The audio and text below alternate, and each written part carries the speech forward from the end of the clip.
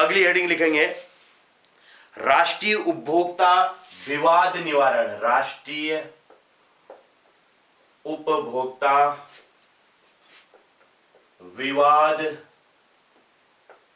निवारण।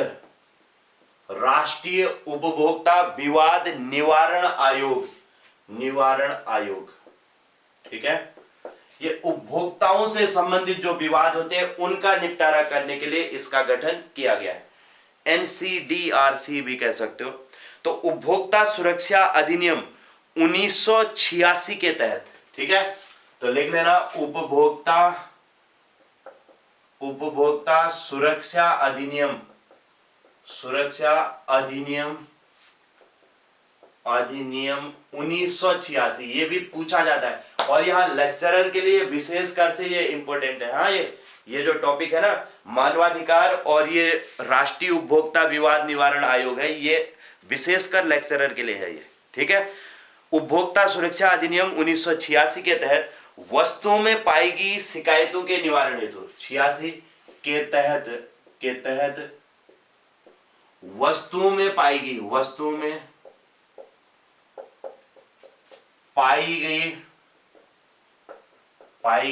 शिकायतों के निवारण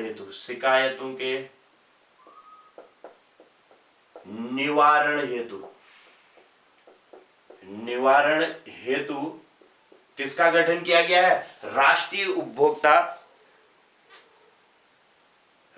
उपभोक्ता विवाद निवारण आयोग का गठन किया गया है। ठीक है, एनसीडीआरसी कह सकते हो, हेतु राष्ट्रीय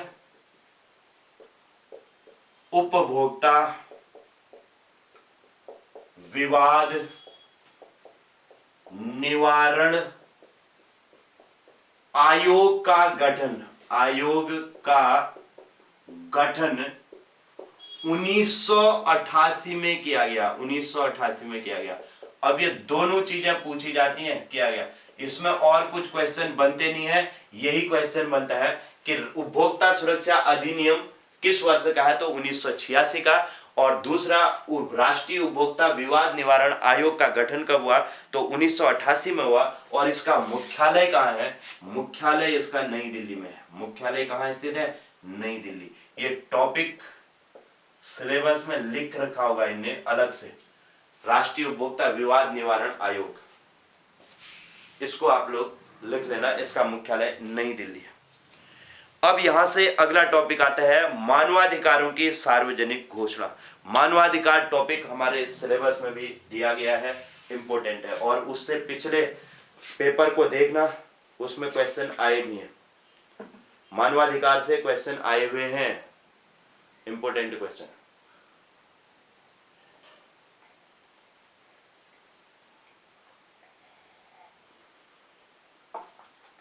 इसके बाद अगली हेडिंग लिखेंगे मानवाधिकारों की सार्वजनिक घोषणा। नेक्स्ट आता है मानवाधिकारों की सार्वजनिक घोषणा। अच्छा, थक गए क्या? ठीक है, अभी तो छोटे छोटे टॉपिक हैं, ये पूरा टॉपिक ही कहां लिखा आपने। अब इसमें देखो मानवाधिकार से संबंधित एक तो मानवाधिकारों की सार्वजनिक घोषणा कब हुई, यूएनओ के द्वारा की गई। इसमें सबसे इंपॉर्टेंट पॉइंट तो यही आता है कि मानवाधिकार दिवस कब मनाया जाता है। ठीक है, यही क्वेश्चन शायद वहां पर आपसे पूछा गया था, मानवाधिकार दिवस, इसको याद रखना एक। और दूसरा, संयुक्त राष्ट्र महासभा ने मानवाधिकारों की सार्वजनिक घोषणा कब की, दूसरा पॉइंट यहां पर बहुत इंपॉर्टेंट है, 10 दिसंबर 1948 को। बिल्कुल सही है ना। 10 दिसंबर 1948 को संयुक्त राष्ट्र ने की महासभा ने मानवाधिकारों की सार्वजनिक घोषणा की, इसलिए 10 दिसंबर को मानवाधिकार दिवस मनाया जाता है। ठीक है, एक तो यहां पर बहुत इंपॉर्टेंट क्वेश्चन ये आता है। दूसरा देखो, मानवाधिकारों की संयुक्त राष्ट्र संघ ने कितने अनुच्छेदों में मानवाधिकार को शामिल किया है, तो इसे 30 अनुच्छेदों में शामिल किया गया, 30 अनुच्छेदों में इसे शामिल किया गया। एक फैक्ट इसमें यह बनता है, दो बातें तो यहां पर बनती हैं।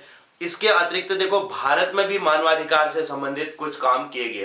तो भारत में जो मानवाधिकारों से संबंधित है, मानवाधिकारों की रक्षा हेतु राष्ट्रीय मानवाधिकार आयोग कहते हैं, इसका गठन कब हुआ, तो 1993 में इसका भारत में गठन किया गया है। ठीक है, तो 1993 में इसका गठन किया गया है, इस पर भी हम थोड़ा सा चर्चा करेंगे। और इसका मुख्यालय दिल्ली में है, और इसमें संशोधन कब हुआ? तो 2006 में। 1993 में राष्ट्रीय मानवाधिकार आयोग बना और 2006 में इसमें संशोधन हुआ।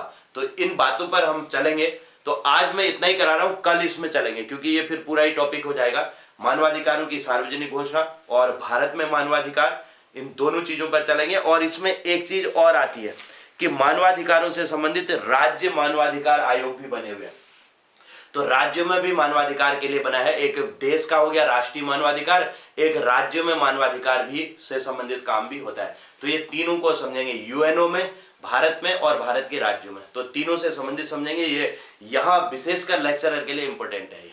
और पॉलिटी के इसमें सिलेबस में भी हमारे लिए वहां पर मानवाधिकार अलग से टॉपिक उसमें दिया भी गया होगा सिलेबस में, उसको आप लोग चेक कर लेना। ठीक है, चलिए तो अभी के लिए इतना ही, अगली क्लास में मिलते हैं। चलो ठीक है, तब तक थोड़ा सा रेस्ट ले लो 2-4 मिनट और फिर अगली क्लास ज्वाइन करो।